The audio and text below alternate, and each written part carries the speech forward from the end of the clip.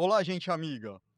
Seja muito bem-vindo ao ErgoCast 360, seu podcast especializado em ergonomia e segurança do trabalho. E hoje aqui a gente vai trabalhar ergonomia e segurança do trabalho de uma forma séria, mas também descontraída. Fala, Leandro. Fala, Carlos, beleza? Vamos lá, né? Vamos começar aí esse nosso primeiro podcast aí. Seja muito bem-vindo você que está com a gente já. Fica até o final que eu tenho certeza que com esse convidado que nós temos hoje, você vai sair daqui com um monte de ideia nova, e um monte de aprendizado que eu tenho certeza que você não tinha ouvido ainda. O cara é especialista. E aí, Carlos, vamos chamar? Vamos, mas antes disso, deixa seu like já, compartilha esse vídeo, faça a sua inscrição no canal, porque se o cara tá assistindo, Leandro, resolver sair ou não fizer a inscrição, não der o like, o que que pode acontecer? Ah, é BO na certa. Certeza que vai na sexta-feira, vai pintar 2 kart pra você fazer depois do almoço, e você não vai conseguir terminar até 5 horas. E Então é não eu melhor não se inscrever. e eu não tô brincando, hein. Vamos lá, se inscreve logo aí. Vamos que vamos. Show de bola. O nosso convidado é top, cara. Ele, ó o currículo do homem, cara. Precisei imprimir aqui, ó, em letra pequenininha para caber, cara. É É, pesado. é pesado. Ó, é mestre com especialização em ergonomia, é bacharel em administração de empresas, membro ergonomista categoria sênior da Associação Brasileira de Ergonomia, da Abergo, coordenador do Comitê Técnico de Prática em Ergonomia, da Abergo, professor dos cursos de pós-graduação em ergonomia, professor do curso de pós-graduação em engenharia de segurança do trabalho, foi meu professor, foi meu coordenador do curso de ergonomia lá no Senac, atua já há mais de 30 anos na área, né? E tem especialidade em ergonomia e acidente de trabalho como assistente técnico. Cara, é top. Sabe quem eu tô falando? Vamos rufar os tambores. Professor Ronildo Pavani, muito prazer, uma Olá, satisfação Pavani. muito grande ter você no nosso primeiro podcast. Boa noite. Boa noite, pessoal. Que legal estar com vocês aqui, hein? Primeiramente, obrigado pelo convite, obrigado ao Carlos, obrigado ao Leandro. A gente precisa realmente cada vez mais divulgar a ergonomia. Por mais que a gente ache que o assunto está esgotado, não está.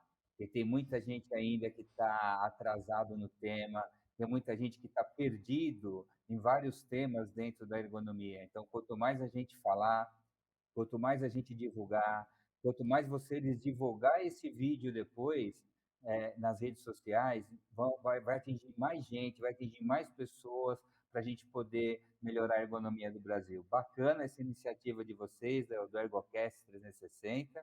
Eu estou, assim, bastante feliz de estar aqui com vocês hoje. A satisfação é toda nossa e muito obrigado aí. A gente sabe que a sua agenda é, é bem concorrida, né? E disponibilizado o seu tempo para estar conosco é uma satisfação bastante grande. E me fala uma coisa, Pavani, você tem aí na sua trajetória um, uma expertise bastante grande aí, coordenador do curso de pós-graduação em ergonomia, professor de vários outros cursos de pós-graduação. Como que você está enxerga, né, a questão da regulamentação da profissão de ergonomia, né? E também a questão da formação do ergonomista no Brasil nesses últimos anos. Ah, legal. Bom, dois temas importantíssimos, né? Vamos falar primeiro do reconhecimento do CBO, né? Então, assim, para quem trabalha com ergonomia, há muito e muito tempo, era um anseio dessa categoria de ter essa profissão regulamentada, o que aconteceu exatamente um ano atrás, né? Então, isso é importante, por quê? Porque você consegue ter um suporte melhor, até da própria Bergo, que é a Associação Brasileira de Ergonomia, para quem é associado, e por ter uma profissão regulamentada, você pode melhorar os contratos de trabalho, as relações de trabalho entre o ergonomista e o contratante, ou o seu empregador, se no caso de empregados CLT. Então, regulamentar a profissão é importante que dá um equilíbrio para essa profissão de ergonomia, assim como a gente tem em todas as outras, profissões regulamentadas, né.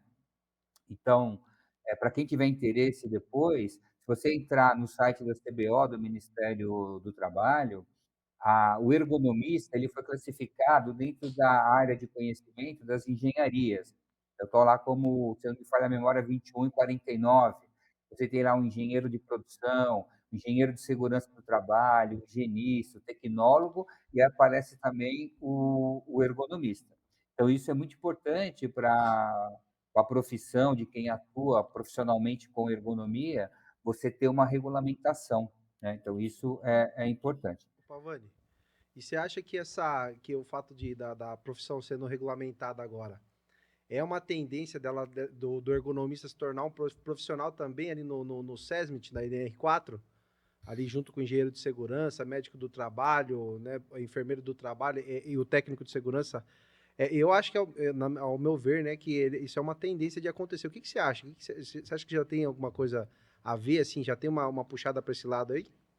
Sim. Não, sempre tem essas discussões, né. Então toda vez que a gente melhora o entendimento de uma área qualquer de conhecimento ligado à saúde e segurança do trabalho, acaba tendo essa discussão. Então assim, o ergonomista dentro do SESMIT já é uma discussão antiga. Com a regulamentação, voltou essa discussão, né. Pô, já que a profissão é regulamentada, agora pode colocar dentro do SESMIT, né. Mas infelizmente, por outro lado, a gente tem, uma tendência que a gente tem visto nos últimos anos de desregulamentar. Então, assim, vocês já têm ouvido isso até de, algumas iniciativas para terceirizar o SESC. Então, você tem, assim, vamos dizer que você tem 2 forças ali, né, uma força importante com a perspectiva de futuro, de você ter dentro do SESB um profissional de ergonomia, mas infelizmente, por outro lado, pode ter forças também pressionando para desregulamentar. Não a atividade do profissional em si, porque isso cada vez mais vai ser necessário, mas como uma regulamentação, como uma obrigatoriedade por lei de ter o profissional. Então isso, eu acho que tem 2 pesos aí, importantes. A gente está vendo isso agora também, com a discussão, talvez a gente fale um pouquinho se der tempo, da avaliação de fatores de risco psicossocial no trabalho. Então, olha, então é um negócio novo, parece que é novo, né. Então, assim, daí os psicólogos também estão já reivindicando essa mesma inserção dentro do SESMIT.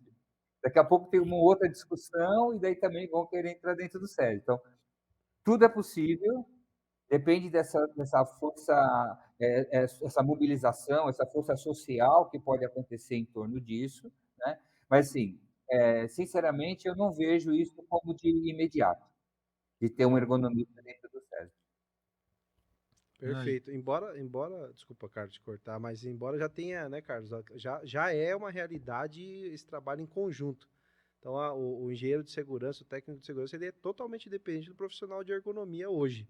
Você vai falar de reportar riscos que são ergonômicos, para a gente fazer qualquer reporte de risco ergonômico, se você não tiver uma afinidade com o assunto para trazer de fato aquilo que a ergonomia representa dentro do ambiente de trabalho, o profissional sozinho não consegue fazer. Então ele precisa sempre de um ergonomista, um profissional, ser assistido por aquele profissional e auxiliado também para ver que a gente tem de melhoria ali. eu não sei qual que é a Perfeito. sua visão, Ronido, mas eu costumo dizer o seguinte, até para os alunos de engenharia de segurança do trabalho, quando a gente tem a oportunidade de estar lecionando no curso, né? Falou que o chapéu da segurança do trabalho, na verdade, virou um grande guarda-sol, né? Que era um guarda-chuvinha ali e virou um enorme, né? Tem muita coisa ali dentro, né? E que o gestor de EHS tem que cuidar. E então, cada vez mais, ele para de, né, diminui arregaçar a manga e ir para campo mesmo, e mais se torna um gestor, e para isso ele tem profissionais especializados em diversas áreas, seja ergonomia, seja a higiene ocupacional, né, sejam outras áreas dentro da segurança do trabalho, para fazer esse link com a gestão de segurança do trabalho. E com isso, é, abre, abre espaço automaticamente para essas especialidades atuarem de forma direta dentro da, da segurança do trabalho, independente de estar ou não no SESMIT, né? Perfeito. E outro ponto que eu vejo como interessante é dentro da ergonomia que a gente comentou, né? Os psicólogos também já estão requisitando estar dentro do SESMIT, né? A ergonomia ela tem uma característica muito particular no meu ponto de vista, que é ser democrática, né? E eclética. Ela abraça todas as áreas praticamente de formação, né? Então, tem eu como formação de base educação física, você como administrador, né? Tem psicólogo que podem estar fazendo ergonomia e dessa forma tendo olhares diferentes e contribuindo para a segurança do trabalho. Não sei como você enxerga isso até na procura de novos alunos aí para a formação em ergonomia, se ainda é bastante diversificada a procura de áreas diferentes, profissionais de áreas diferentes para fazer pós em ergonomia. Sim.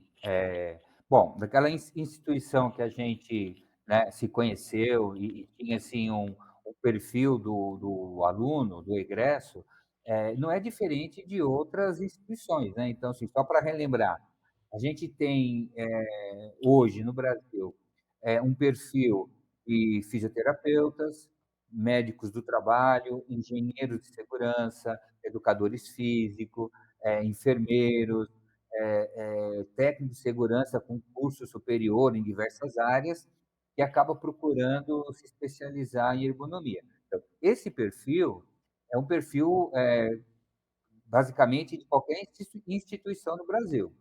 E, aliás, não é só no Brasil, porque isso também é no mundo inteiro, porque no mundo inteiro a especialização de ergonomia, como o próprio nome está dizendo, é um curso de pós-graduação, especialização. Tem países que tentaram colocar a ergonomia como um curso de graduação e, infelizmente, com o passar dos anos, não deu.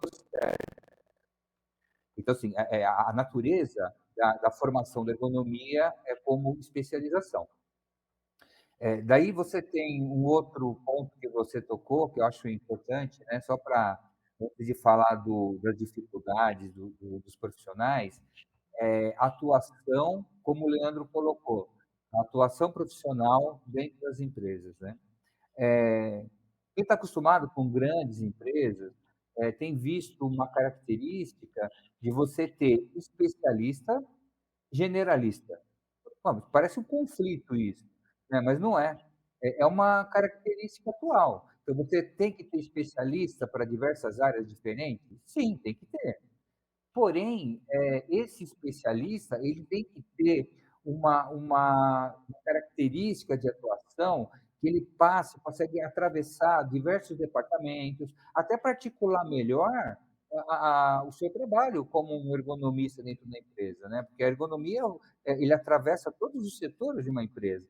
Então tem que ser o perfil do profissional tem que ser um profissional também generalista, que consiga interagir, com todas, essas áreas.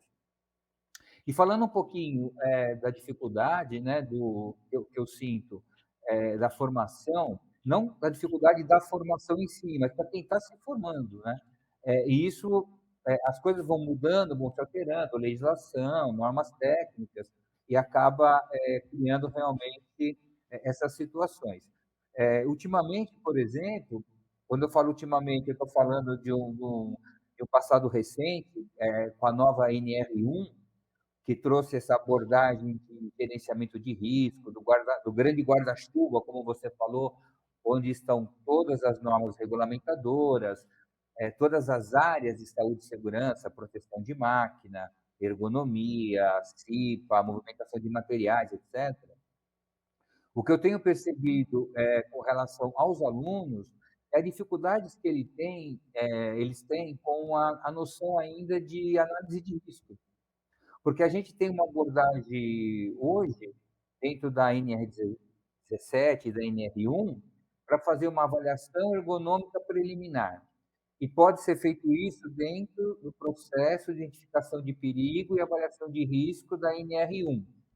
Daí o perfil dos alunos da pós-graduação vem de áreas, por exemplo, que ainda não atuaram em segurança do trabalho, na área de SST. Então, assim, eles não têm noção, do princípios de gerenciamento.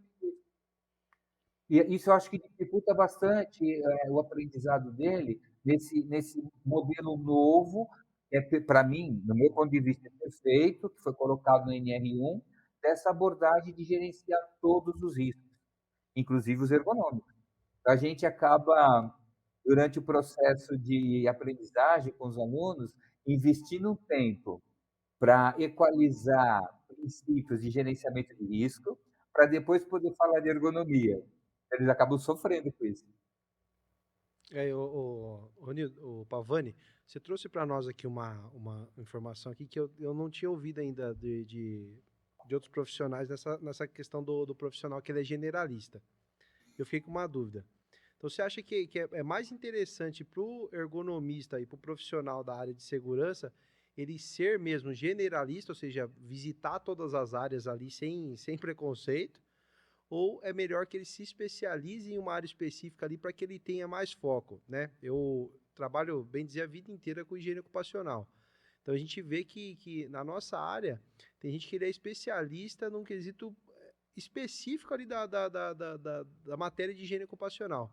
Ela especializou, por exemplo, em fumos metálicos. Ele vai falar e vai defender aquilo ali a vida inteira, a carreira inteira do trabalho dele.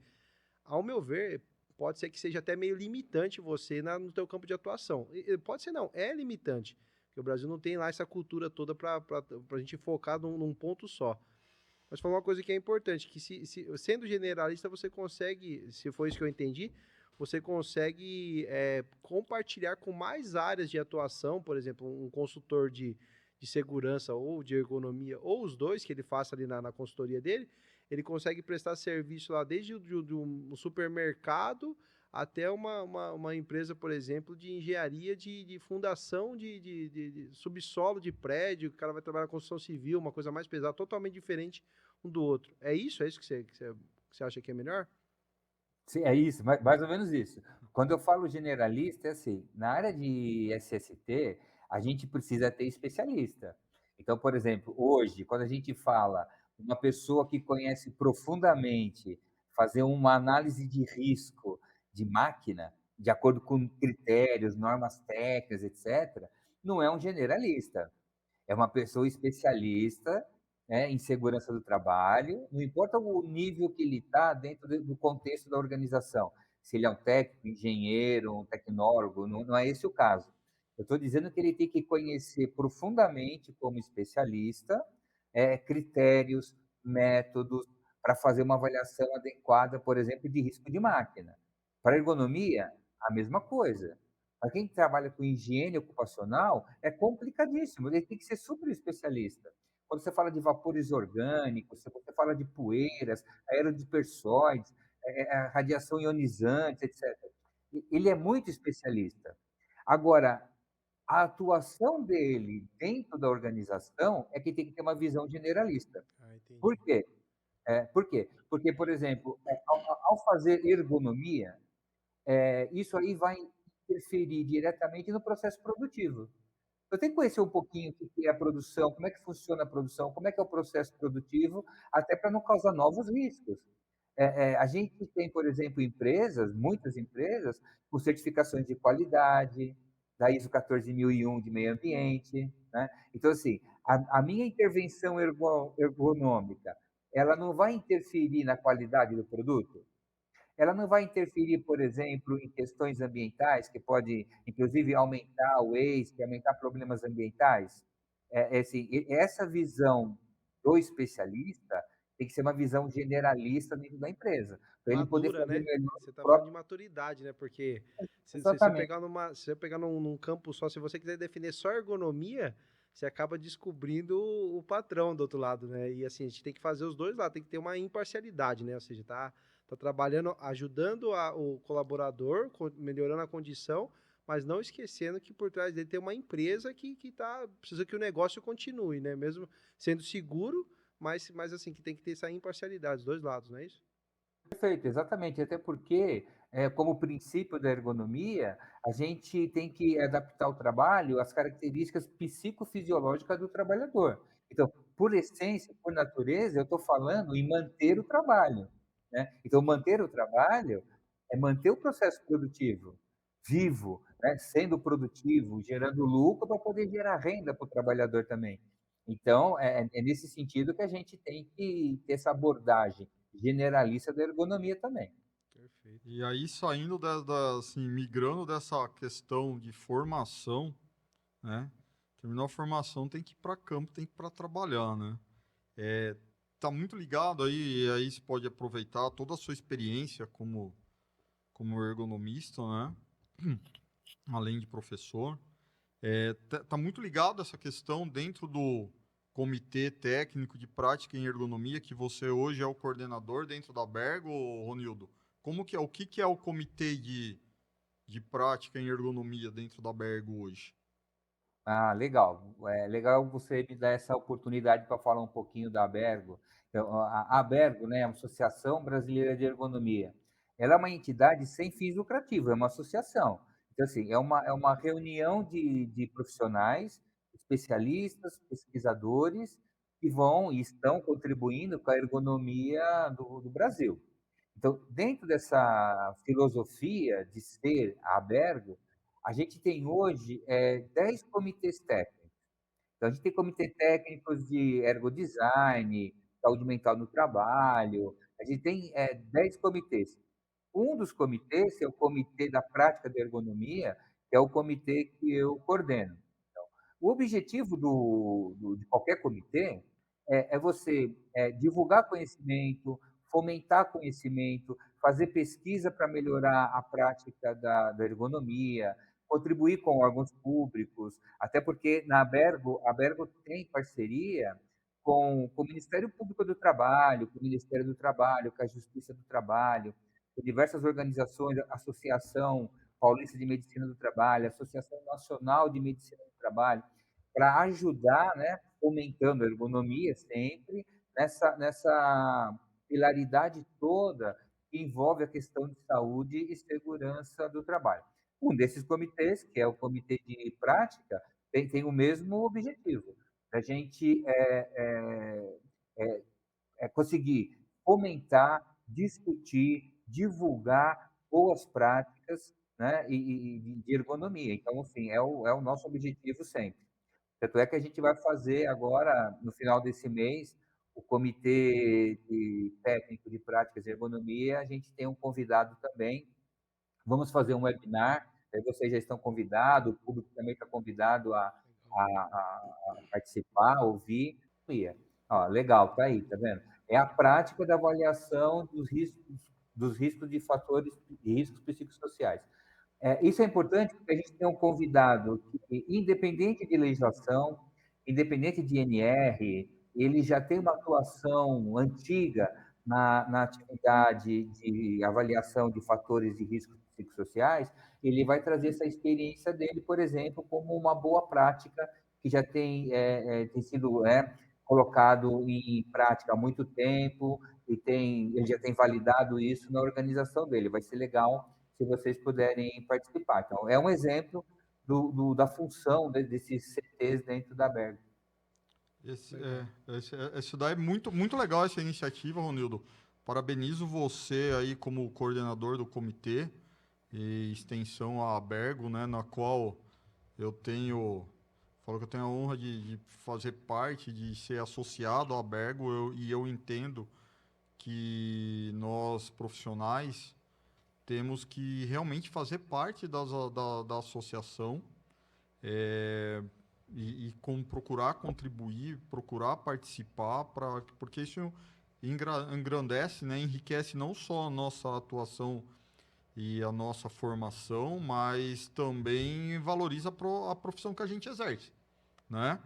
Perfeito. É, e aí a inscrição é só pelo. Eu recebi um e-mail desse webinar que é muito interessante. Acredito que é só entrar no site da Bergo, né? Jogar lá no Google a Bergo, já vai aparecer o site. Entrou lá, vai encontrar o link ali, a A página inscrição. para fazer a inscrição. É isso, né? E é Perfeito. gratuito, né, Ronildo? Isso, é gratuito e, além de ser gratuito, para os associados depois fica gravado o webinar no site. Então, assim, é uma fonte de informação constante. Então, isso é uma das vantagens também de ser associado da Abergo, porque a gente tem praticamente uma biblioteca de conhecimento dentro do site, de todos os webinars que a gente tem feito com autoridades, com o Ministério do Trabalho, Ministério Público do Trabalho, com especialistas discutindo o tema, discutindo boas práticas. Isso fica tudo gravado, e daí o associado pode entrar a qualquer momento e assistir e compartilhar esse conhecimento todo, é importante. Legal. E esse, só para reforçar, para você que está acompanhando, né? É dia 28 de maio, correto, né, Ronildo? Isso, 28 de maio agora, a gente tem esse webinar. Perfeito. Vamos deixar também no link aqui da descrição desse vídeo o link para você se fazer parte, se associar a Bergo também. Ele é Ótimo. aberto ao público, né, Ranildo? Profissional da área e não profissional também, os simpatizantes. Sim, sim. Qualquer pessoa que tenha interesse na área de saúde e segurança do trabalho, ergonomia, pode ser Legal, associado da Bergo. tá bom. Vamos deixar o link aqui na descrição do vídeo também. Legal. Aí Obrigado. nessa fala sua, Ronildo, dois pontos eu gostaria de tocar aí e ver sua opinião. O primeiro, quando a gente fala dentro do comitê aí em práticas em ergonomia, um dos fatores que eu não sei exatamente se dentro do comitê vocês discutem esse tipo de assunto, mas uma das coisas que a gente é bastante questionado normalmente, não só em sala de aula, mas em empresa, não sei se com você nas empresas acontece esse tipo de solicitação, é se a análise ergonômica, se a avaliação ergonômica, precisa de ferramenta, não precisa de ferramenta, como que você faz, como que você não faz, né? E aí a gente, até pela formação que nós temos, né, a gente vem de lá de que, olha, eu costumo dizer o seguinte, a avaliação ergonômica é mais ou menos igual a você vai no médico. Se no exame clínico ele conseguiu fazer um bom diagnóstico e te recomendar o que você tem que fazer para o tratamento, não precisa ficar fazendo um monte de exame. Se a avaliação clínica dele, né, não foi o suficiente, ele acha que precisa, né, considera do ponto de vista técnico dele, que você precisa de um exame complementar para fechar um diagnóstico, aí você vai fazer um exame complementar, que no nosso caso é a aplicação de uma ferramenta. Você tem essa discussão, você enxerga dessa forma também? Como que você vê isso, Ronildo? Sim, a discussão, a dúvida e a pergunta, ela é sempre recorrente. Então, assim, sempre tem essa questão, né? E é interessante porque você fez a pergunta e você deu a resposta. É exatamente isso que na prática tem que acontecer. Inclusive, fica uma dica aí, né? Que no mês de abril, agora, mês passado, dentro da Campat, que o Ministério do Trabalho promoveu e promove todo ano, foi publicado o guia para avaliação dos fatores de risco psicossocial. E daí está falando ali da avaliação ergonômica preliminar de ergonomia, né? Onde está dentro também as questões dos fatores de risco psicossocial.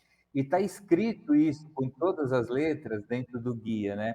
Como que eu vou avaliar esse risco?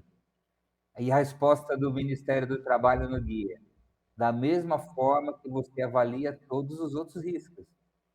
Então, assim, você não tem que criar nenhum celeuma, nenhuma como se fosse uma dúvida que não tem fim de esclarecimento. Não. Como é que eu avalio o ruído? Tem ruído ou não tem ruído? Não, se tem ruído, eu vou lá e avalio esse ruído. Então, tem um fator psicossocial ou não tem? Não, se tem, eu vou lá e eu avalio. Tem uma postura ou não tem? Se tem uma postura incômoda, eu vou lá e avalio. Então, essa é a lógica, é a prática que foi muito importante, que veio nesse texto atual da NR17, que é para as empresas começarem com uma avaliação ergonômica preliminar. Inclusive, no texto da NR17, está claro que você pode, não que você deve, você pode fazer uma avaliação ergonômica preliminar naquele momento que você faz a identificação de perigos e avaliação de riscos que está descrito na NR1. Ou seja, como qualquer outro risco. Então, assim, a gente não tem que criar nenhum tipo de inventar critério. Eu gosto de usar esse termo. Tem gente que começa a querer inventar critério. Não precisa inventar critério. Eu avalio o risco. Agora, você colocou muito bem.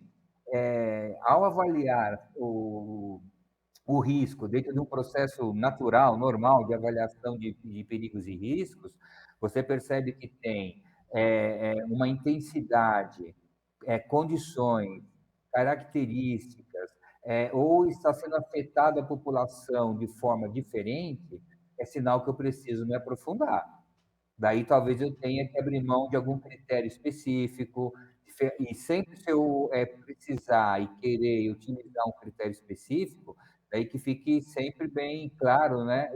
O que inclusive está descrito no nosso manual agora, manual não, desculpa, do guia de aplicação para avaliação dos fatores de risco psicossocial.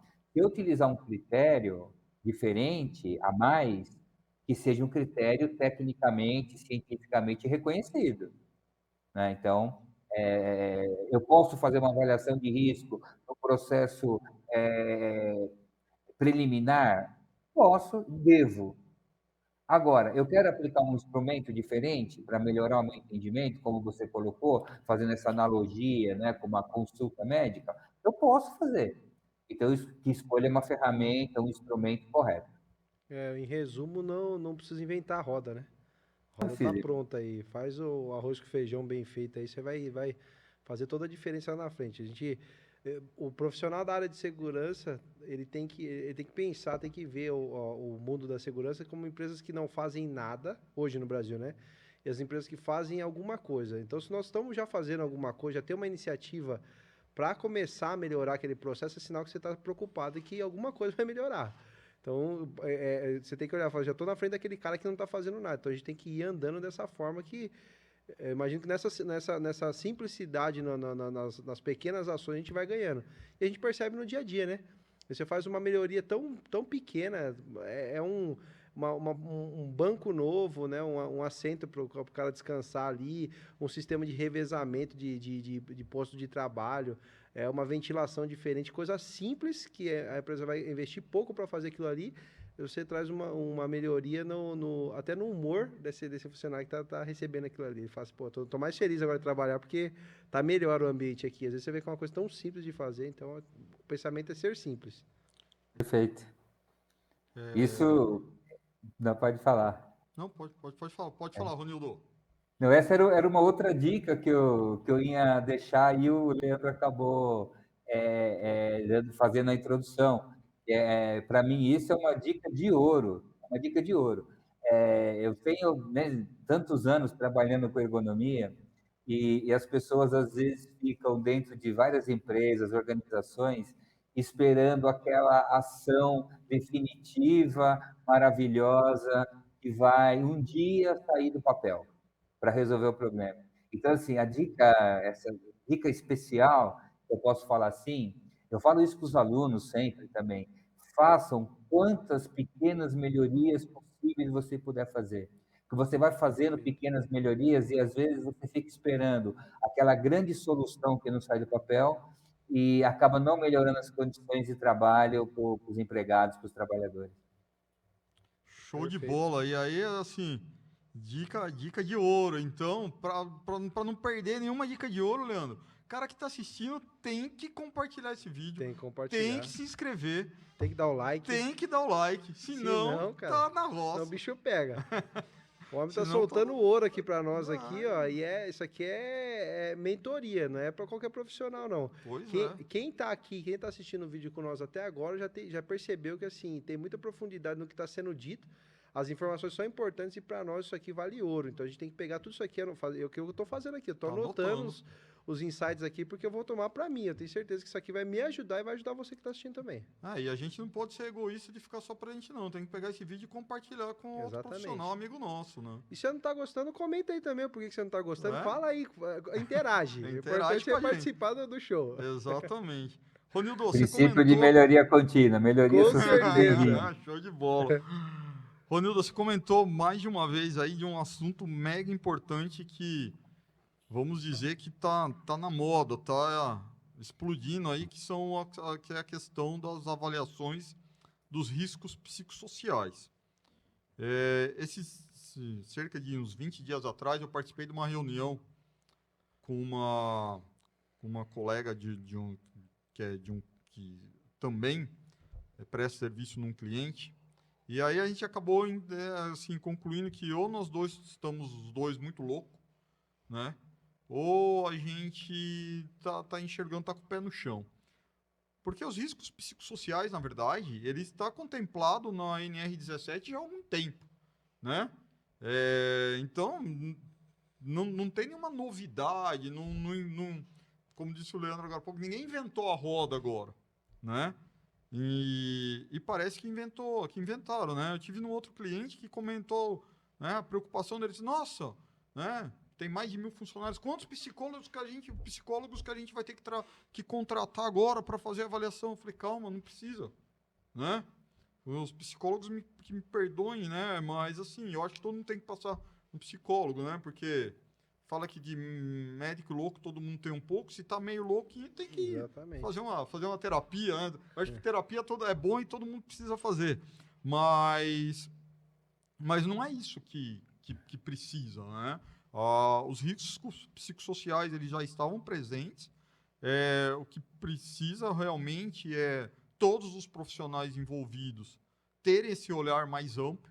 E eu enxergo isso, né? Já vou te passar aí a bola, mas dentro das avaliações ergonômicas preliminares, muitas vezes, elas contempladas dentro de um PGR, que assim não contemplam todos os riscos ergonômicos ali presentes naquela atividade, né? Às vezes você tem um operador, por exemplo, de empilhadeira, e aí vem lá como, né, risco ergonômico. Tem um item lá de trabalho sentado por longo período. Bom, mas além do trabalho sentado por longos períodos, ele tem a ação na alavanca, ele tem, né, movimento em pedal, ele tem vibração, ele tem a questão de atenção, tem outros fatores que às vezes ali é meio negligenciado. E eu sempre falo, avaliação ergonômica preliminar não é avaliação superficial ergonômica, né? Ela tem a sua profundidade, que ela não é análise ergonômica, ela é uma avaliação preliminar,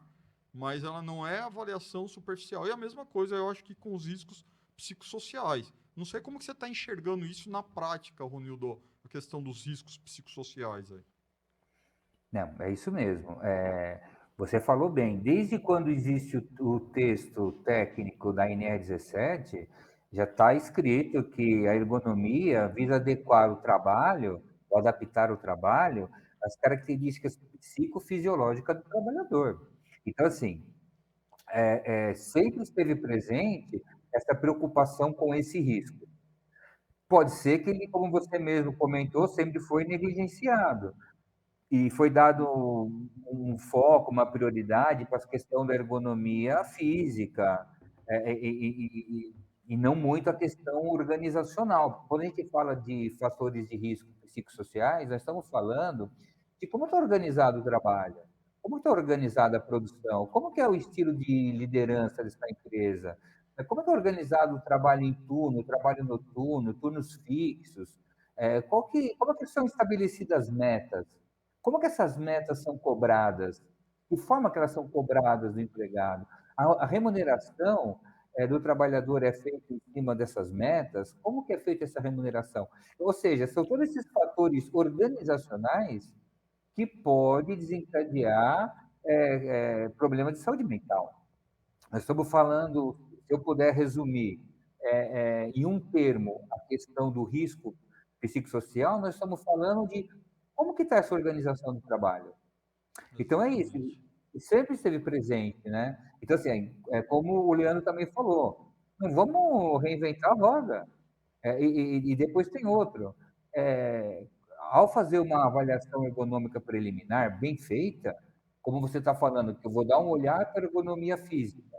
Tem posturas envolvidas, repetitividade, levantamento manual de peso, etc. Mas também, como está organizado o trabalho? Como que é o estilo de liderança que ele tem ali? Né? Qual é a carga cognitiva que ele está envolvido? Eu tenho que avaliar isso. Né? É, Agora, Ronildo, se não tiver presente o risco também, eu não vou colocar risco onde não existe. com Exatamente. certeza. E uma coisa que a gente vê que é bem característica de acontecer, acho que o Carlos concorda com isso comigo também, que muitas vezes a gente tem um indício ali na empresa de um setor ser a atividade daquele setor ser uma atividade estressante. Aí, sempre houve isso aí.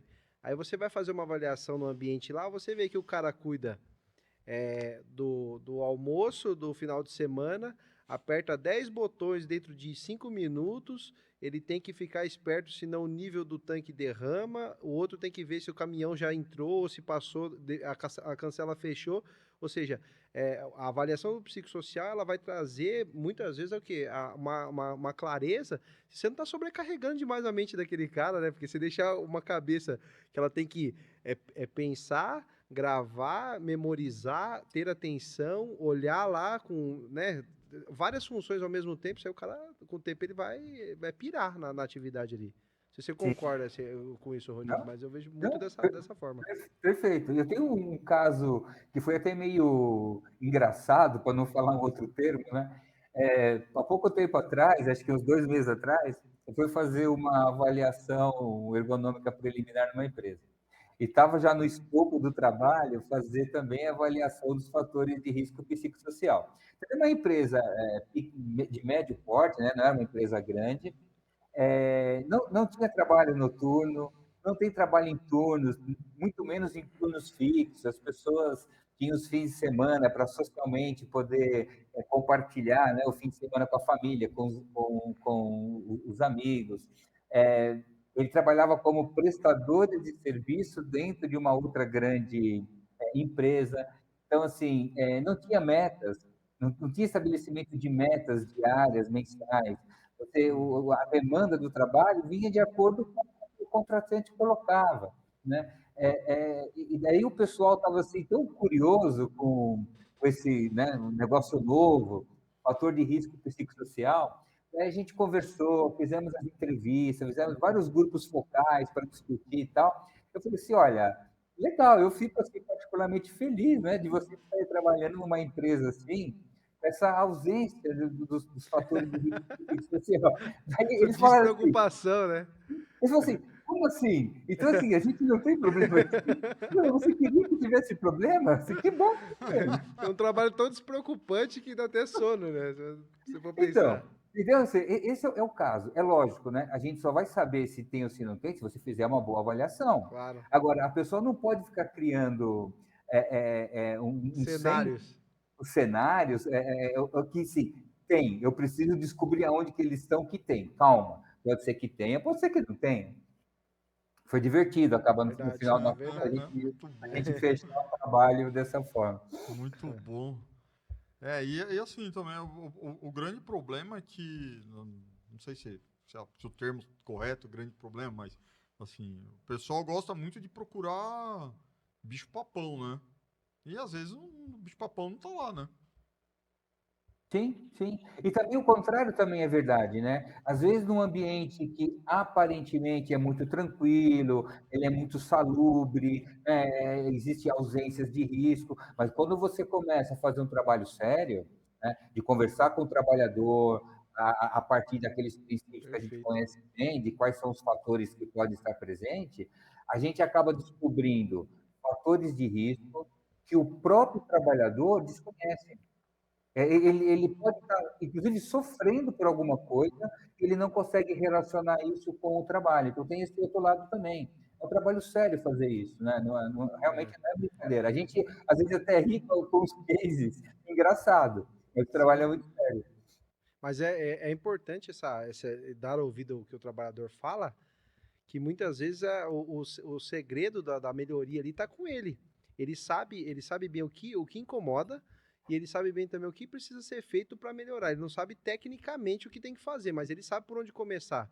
Se a gente for um bom ouvinte profissional de segurança, for um bom ouvinte de trabalhador, para nós é uma escola. Você faz um curso com o cara ali em 15 minutos, ele te passa um monte de insight. Aí você fala, nossa, eu não tinha visto dessa forma. Ele já te fala para você, ó, não, ó, aqui era assim, mudou e ficou ruim pra gente agora, precisa melhorar isso. Se você tirar isso aqui, já vai. E você muda e de fato, melhora para todo mundo. Então, ouvir o trabalhador é extremamente importante, isso é legal. E não só importante, mas está na norma, né? Na norma, A verbalização do trabalhador e é é crucial essencial. e Crucial. tá contemplado na norma. Eu me lembrei até de um outro case agora aqui também, que foi interessante com a fala do Leandro, né? Isso há muito tempo atrás, dentro de um comitê de ergonomia, dentro de uma grande empresa. Tinha lá uma atividade, um material, que eles faziam um esforço físico para descolar o material do processo produtivo, etc. E tinha um separador do material para um material não colar no outro. Um material de poliuretano. Daí tinha um grupo de engenheiros de projeto, de processo produtivo, tentando descobrir uma forma de resolver o problema dentro do comitê. Não, vamos robotizar, o investimento é alto, mas não tem outro caminho. Não, vamos mecanizar só. A gente vai achar um jeito de mecanizar isso para não acabar com esse esforço do trabalhador. Desde que um participante, o trabalhador, que é a função essencial, levantou a mão e falou assim: olha, esse separador gruda no material porque ele é muito sólido, ele é muito grande.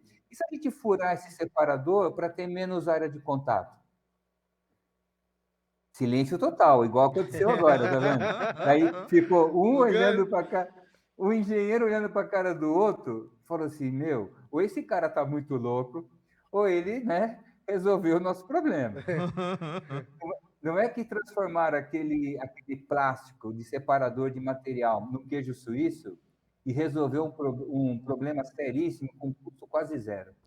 Ou seja, É, tem que ouvir o trabalhador. Tem que ouvir, tem que tem ouvir. que ouvir. Não E tem... assim, e saber também, vamos dizer, classificar aquilo que é procedente e o que não é, né? O profissional, a maturidade vem com o tempo. Primeiro, a humildade de você ter ouvido para ouvir o cara lá que é sem acepção nenhuma, né? Mas o cara que é da faxina até o cara que é o gerente da produção, que é o cargo mais alto dentro da fábrica. Tem que ouvir os dois, mas ter maturidade também para falar, isso aqui eu não vou resolver com ergonomia, eu não vou resolver com segurança, isso aqui é um problema da organização, que quem vai ter que resolver é o diretor da fábrica, é o gerente de RH, não é nós que vamos fazer. Né, ter essa maturidade de pesar o que está sendo dito ali. Mas ouvir a todos, é verdade. Sim, O engraçado da nossa área de atuação que dentro do ambiente de trabalho a gente vai de psicólogo sei lá, percebeu? psiquiatra, né? Percebeu a Pai, às vezes. brincadeira, a O negócio brincadeira que eu fiz? muda, a profissão vai dando uma pivotada. A gente é especialista, só que nós temos que ser generalista, né? É É isso, ó. Verdade, verdade. Volta É de novo isso. no generalista, é verdade. É um pouco gerente, é um pouco psicólogo, é um pouco tudo ali. Tomador de decisão, porque tem essa também, né? Às vezes o profissional da área de segurança, ele acha que ele está limitado a fazer só aquilo. Não, a gente tem que tomar decisão também, decisões que são, lógico, inteligentes e assim, que vai ser conveniente para os dois lados, né? Você não vai prejudicar a empresa nem prejudicar o trabalhador.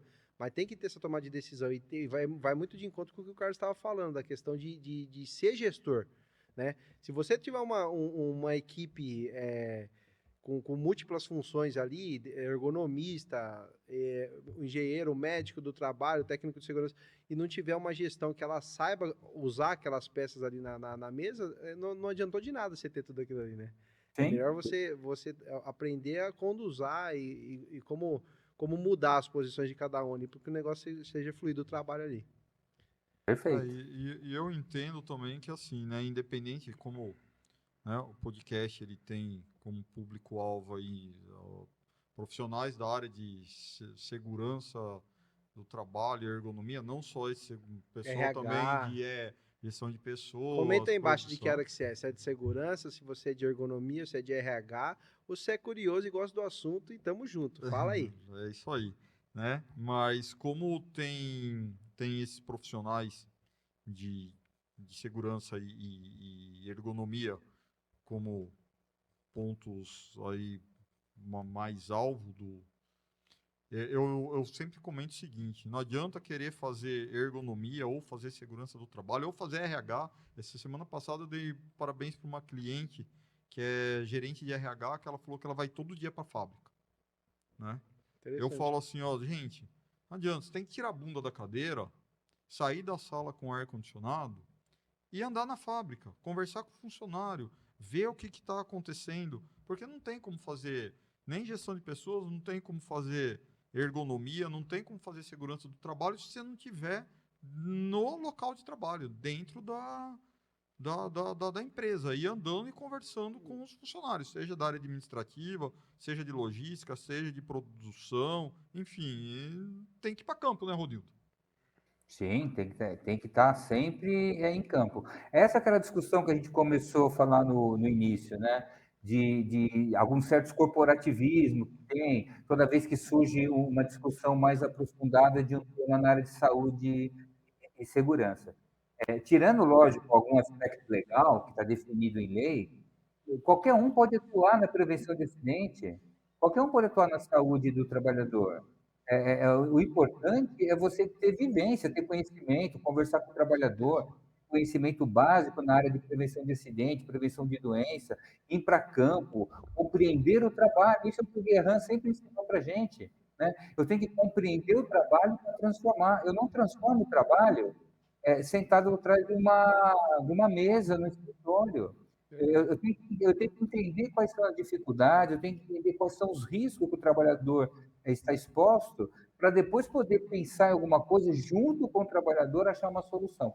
Ou seja, todo mundo tem a chance e até o dever de participar da prevenção de acidente, desde que queira. É, essa interação, né? Fica difícil hoje em dia para você avaliar hoje com essa nova modalidade de home office, né? Avaliar como que tá o ambiente de trabalho e também pensando no psicossocial, né? A gente fala de pessoas que têm a mentalidade de trabalhar home office, lidam bem com isso aí, e tem outros também que ele não consegue nem focar na atividade quando ele está em home office, por exemplo. Eu já ouvi várias pessoas relatando isso, não consigo trabalhar em casa, porque é muita distração, você está num ambiente que você gosta de relaxar ali, então você não tem aquele foco no trabalho. Eu diria que isso é um desafio para os profissionais daqui para frente também, ter uma modalidade de como avaliar esse cara também que está trabalhando de casa, não é? Isso é uma coisa que pode trazer aí na frente uma preocupação, porque você sabe daquelas pessoas que estão ali no ambiente, dentro do escritório, né? Ou na fábrica que você está vendo trabalhando.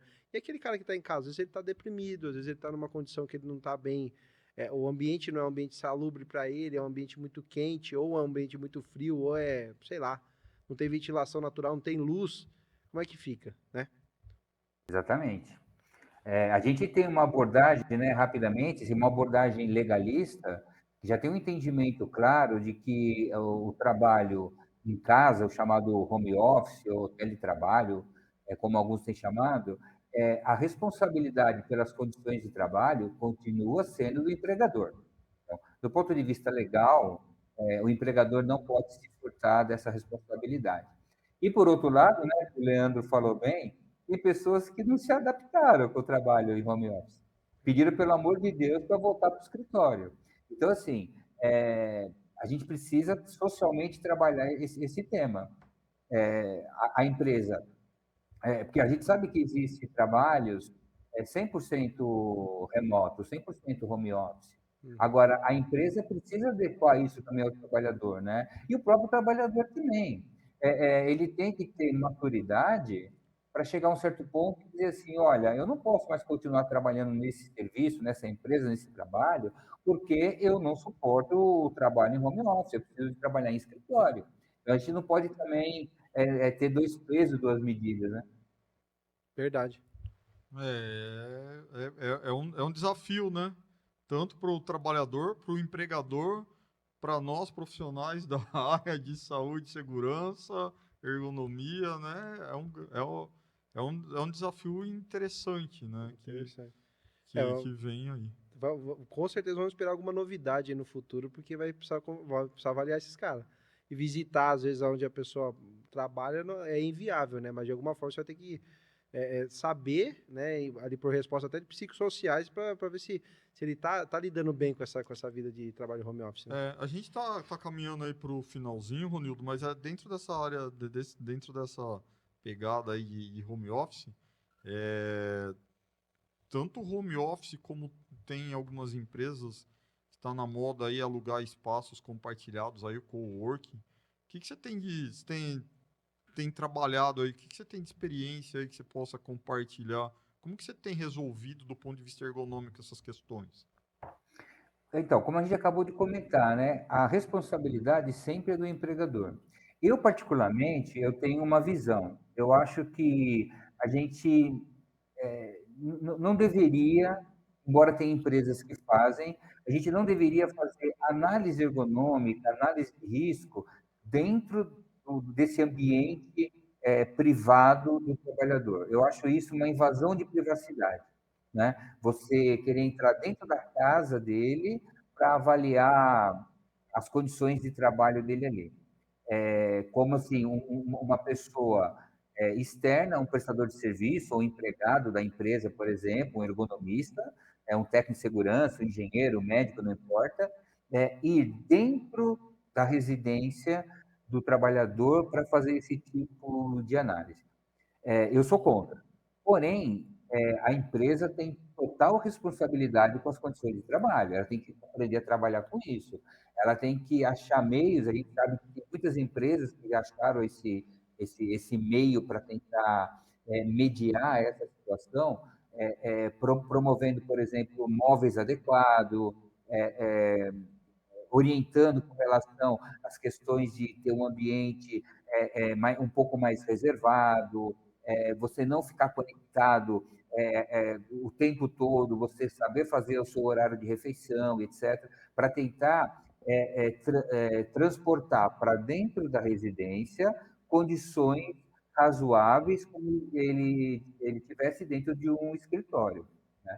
Mas é bastante difícil, como o Leandro falou, porque a gente tem pessoas que podem ter um escritório privado dentro da sua casa e pessoas que estão improvisando trabalhar em home office na cozinha, No com sofá. ar fazendo comida, no sofá com alguém vendo televisão, criança brincando, etc. É isso. Assim, é um desafio, como o Carlos falou. A gente precisa ver caso a caso, e é muita orientação, preparação para o trabalhador que vai estar em home office, e muita disponibilidade também e perseverança das empresas para proporcionar essas condições mais adequadas. Então, mas nessa responsabilidade do empregador, né? É, creio que com a sua expertise e com o tempo que você tem de caminhada aí, apareceu solicitação para você fazer a empresa, estou preocupado com o meu funcionário, queria que você fizesse avaliação dele em home office? Sim, tem. Fazendo agora a avaliação dos fatores de risco psicossocial, isso é fundamental. Fundamental. Por quê? Porque às vezes você pode até ter uma situação, assim, vamos criar um cenário, que a empresa comprou uma mesa, comprou uma cadeira, fez uma norma, um procedimento falando de ruído, de iluminação, aqueles pontos básicos que a gente trata dentro de um escritório, como orientação para ele trabalhar em home office. Porém, tem empresas aí que inventaram, desenvolveram, implantaram uma infinidade de critérios para monitorar os trabalhadores em casa, né? Então, assim, ele está trabalhando mesmo ou ele está vendo televisão? Né? Então, começaram a monitorar se ele está, por exemplo, aqui conectado no computador, se ele está teclando no computador. E, por outro lado, Já teve gente que desenvolveu uns robô de inteligência artificial para ficar mexendo ali na tela do computador, simulando que tem alguém trabalhando, para contrapor. Esse eu não conheço, Contra... hein? É novo. É, sim, já tem, pode pesquisar aí que já tem caso. E assim, Legal. para contrapor esse excesso de controle da organização. Mas brincadeiras à parte, às vezes você até pode ter, aparentemente, um ambiente de home office adequado, porém, quando a gente entra no critério de fator de risco psicossocial, pode ter situação crítica. Dependendo de como a empresa está organizando as metas, como que ela controla essas metas, como que ela está controlando esse trabalho de home office, tem situação crítica, sim. É isso aí. Meu amigo, eu entendo que a gente vem lutando já há bastante tempo, né, para vencer esses desafios e conseguir, né, adaptar o trabalho às características do trabalhador, né, as características psicofisiológicas do trabalhador, e creio que a gente vai continuar tendo muito desafio pela frente, né? E quero te agradecer, Ronildo. A gente está chegando ao final do nosso bate-papo, do nosso podcast. Mais uma vez, te agradecer imensamente pela sua disponibilidade, por ter aceito o convite de primeira, né? Deixa aberto aqui para você, se tiver algum comentário final que você gostaria de compartilhar conosco e com a audiência. Obrigado aí, Ronildo, por ter aceitado aí de participar conosco. É o primeiro, hein? É muita responsabilidade para você e muito mais para nós, né? De receber um convidado que nem você, do teu calibre aí, que a gente percebeu que, de fato, não é à toa toda a expertise que você tem. Cara, é muito bom receber pessoas como você, assim, e ter essa conversa aberta também, que é o estilo do nosso podcast aqui, de falar de forma aberta sobre segurança e ergonomia. Então, não ter esse papo travado, esse negócio meio chato, né? E eu queria agradecer você aí. E eu fiquei com uma dúvida, né? Eu acho que é a última pergunta que eu vou te fazer. Você recebeu aqui da equipe o teu brinde? Eu não vi a tua caneca. Ah, muito bem. Valeu, cara. É isso aí. Então você que Recebi e estou você que vai desfrutando aqui nesse momento. Você que vai participar do próximo podcast aqui, ó, pode vir, vem tranquilo que tem brinde, hein? Aqui, ó, a canequinha top, personalizada do ErgoCast aqui para você participar e mostrar pra gente aí na hora que você receber. Obrigado mesmo, cara. Fica com você a palavra aí, só agradecer de coração por você ter participado aí. E antes de eu fechar minhas palavras aqui, eu queria pedir para você depois passar para a gente aqui todas as tuas redes sociais. Aí você falou que você está ativo no LinkedIn aí, passa para a gente que a gente vai colocar tudo aqui no link da descrição e vamos deixar aqui para todo mundo. Quem tiver contato de se conectar com o Pavani, vai estar aqui os contatos dele aí embaixo. Legal. Obrigado. Então, assim, primeiramente eu que agradeço pelo convite, fiquei lisonjeado de ser um convidado do EgoCast 360 e muito, muito mais de ser o primeiro convidado. Então, assim, legal, muito obrigado pela iniciativa e pelo convite. Espero que vocês façam um grande sucesso Valeu. e contribua para a divulgação da ergonomia nesse país. E para quem está nos ouvindo, né, eu também falo em nome da Abergo, para que consulte, navegue no site da Abergo, tem uma infinidade de conhecimento gratuito também lá. Se associe à Abergo, independente da profissão, do cargo que ocupe, se associe à Abergo e ajude também a contribuir com a ergonomia do país e divulgue também esse nosso primeiro ErgoCast aí, para que atinja o maior número de pessoas possíveis que se interessem pela ergonomia. Obrigado. Obrigado. Show de bola, Ronildo. Muito, muito, muito obrigado mais uma vez. Quero aproveitar para agradecer o Naubert aqui, que deu um apoio, tá aí, parte de Valeu. produção nossa aqui, tá. Graças ao Naubert a gente tá conseguindo gravar tudo certinho, né? Leandro, valeu, Valeu, cara. cara. Começou. Valeu, pessoal. Prazerzaço.